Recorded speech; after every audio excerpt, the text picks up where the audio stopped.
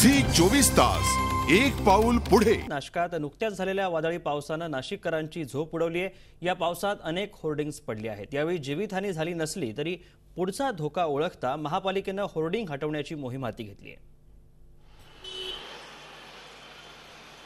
2 दिवसांपूर्वी नाशिकमध्ये झालेल्या वादळी पावसात शहरातली अनेक होर्डिंग्स कोसळली। सुदैवानं त्यामध्ये कुठलीही जीवितहानी झाली नाही, पण भविष्यात टांगती तलवार कायम आहे।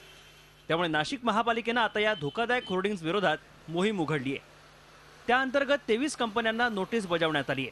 पण बऱ्याच भागामध्ये अनऑथोराइज होल्डिंग्स आणि त्याचे शेड्स जे आहे स्ट्रक्चर ते आढळतं आणि येणाऱ्या काळामध्ये ज्या अशा गोष्टी असतील बेकायदेशीर त्याच्यावर महापालिका प्रशासन कडक कारवाई करेल।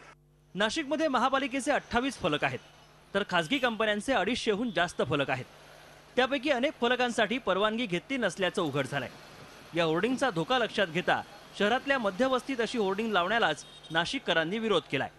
हे जाहिरातीचे होल्डिंग जे मनपा हद्दीमध्ये लावले जातात त्या मनपा प्रशासनाने यांच्यावर कारवाई करायला हवी। असे विना परवानगी होल्डिंग जाहिरातीचे होल्डिंग लावून नाही दिले पाहिजे आणि मनपा प्रशासन म्हणते आम्ही यांच्यावर कारवाई करणार आहे।